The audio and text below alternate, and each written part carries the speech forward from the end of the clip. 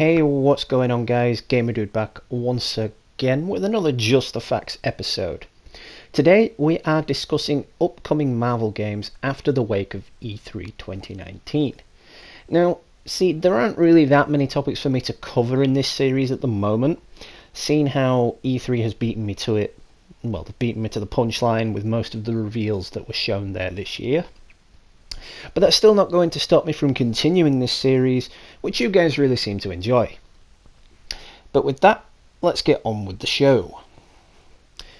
Now then, since the annual video game conference E3 has come to its close, it's now time for fans around the world to absorb all the big news revealed at the show itself.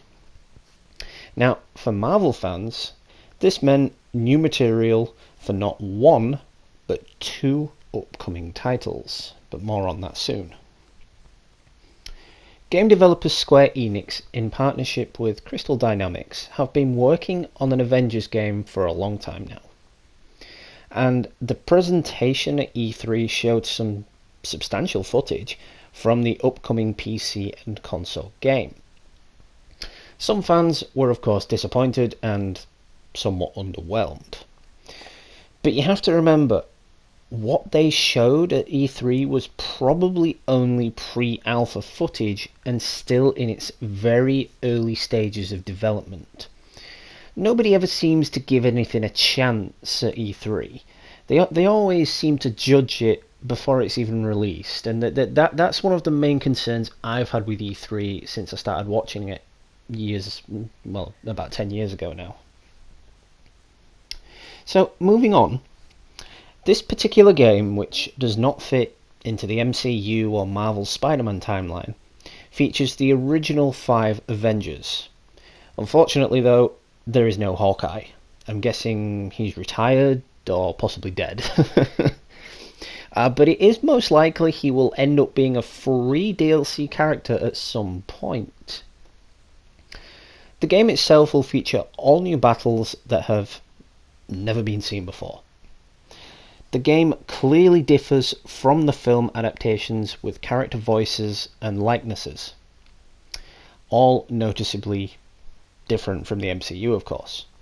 And adding on to that, it features none of the MCU cast doing voiceover work. In fact, it's actually Nolan North from the Uncharted series who's playing Iron Man, so that's an interesting turn of events. But players will definitely experience a new adventure with this game. Now, Sean Kebab. No, let's just call him Sean for the sake of argument. I'm never going to be able to pronounce that last name. So Sean, lead creative director at Crystal Dynamics, explained the reason for the obvious deviation from any MCU likeness and scenarios. With that, he issued the following statement. We knew we wanted to make an original Avengers game with an original story. We wanted to take it back to its roots, which was the comic books. We wanted to make sure our characters lived in the story and therefore represented our story. So that tells me that he wanted to deviate it from the MCU and Spider-Man, and they wanted to make their own sort of twist and universe on this. But that complicates things because, as we know, Spider-Man for the PS4 is the Iron Man of the MCU. That is what's going to start up the Marvel Gaming Universe, or what has started the Marvel Gaming Universe. Now, it is very unclear, because Square Enix own the rights to the Avengers characters, if we will see Marvel's Spider-Man, or that version of Spider-Man, join the Avengers. Like, will he be a DLC character, which will obviously connect the universes together? Or will he just not be featured at all, given that different companies own the rights? Which, you know, I guess comes into play, well, the same things come into play with the MCU and Sony and whatnot, with the issues with Spider-Man for so many years. But anyway, so far it is unclear how these multiple characters can be utilised on a single player setting. but it has been confirmed that there will probably be a multiplayer platform which allows players to choose their hero for certain battles and scenarios. After purchase, so there'll be new lands, missions, characters, skins, and more, which I may add, and this is just a big shout out to Crystal Dynamics for doing this, all DLCs will be completely free. Unlike with Insomniac Games, where you actually had to pay for the City That Never Sleeps DLCs, which was unfortunate, but it's expected these days. You know, microtransactions, it's where the money's at. You know, they charge so much for a game and then they're like, stop, we want more. You know, you never get anything for free these days, so it's major kudos and shout outs to Crystal Dynamics for actually making these DLCs free.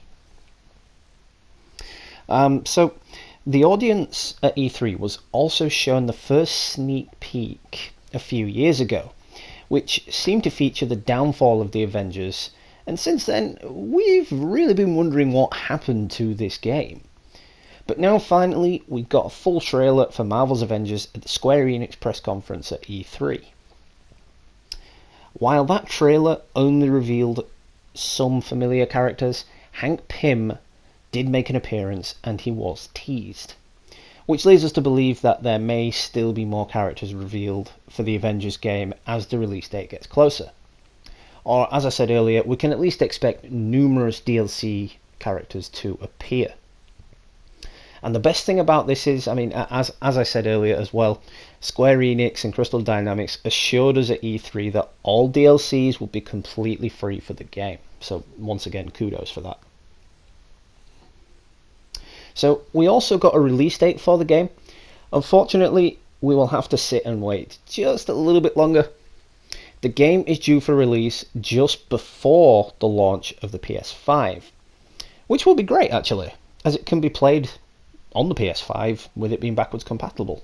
And I'm guessing, you know, you can still play it on your PS4 of course as well, but if you get a PS5 then, you know, why would you play it on the PS4? You can just play it on the PS5. But yeah, the game is due for release in May of 2020, May the 15th of 2020 to be more exact. So, on to our next item of interest, that being the second Marvel game to be announced at E3. The game in question was announced to be exclusive for Nintendo Switch, and that is Marvel's Ultimate Alliance 3: The Black Order. This game is of course the sequel to 2009's Marvel Ultimate Alliance 2. And it's finally coming, and it's actually coming sooner than you think. It's coming this year, July 19th this year, providing nothing happens and it doesn't get postponed by another month or something, but yeah, still, it's coming this year regardless. But the newest trailer that dropped at E3 boasts a fantastically star-studded cast. But to be totally honest with you guys, I was quite pissed at this. The other Ultimate Alliance games were all for consoles. They all released at the same time for the consoles of that specific generation, so PSP, PS3, Xbox 360, etc, etc. Now the fact they have basically chosen to alienate this sequel to one particular console is just... it's just a kick in the nads to all fans of that particular series. I absolutely adored the Ultimate Alliance games because at the time they were the closest things we actually had to a real Avengers game. You know, you got to create your own team and essentially your own story, with each character having different dialogue as you played through the missions. However, limiting the sequel to just one console may damage the reputation and damage sales of the game. And it may not prove as popular as the other games in the series, simply due to the fact that not many people actually opted to go for the Nintendo Switch. I mean, I certainly didn't. It just doesn't appeal to me. I mean, I still play on my Game Boy. You know, I still play a classic Pokemon Gold on my Game Boy, you know. The Nintendo Switch, it just really didn't appeal to me at all. But as I stated earlier, the Ultimate Alliance games have always included a huge number of Marvel heroes and villains to play with and against. But this third edition, despite its flaw of being console exclusive, does offer a larger than ever roster with new additions including the Guardians of the Galaxy, all of the Avengers, not just a few, Captain Marvel, and many, many more. In an interview with game producer Yosuke Hayashi, let's just call him Jeff. No. I can't pronounce the name, so let's just go with what I said.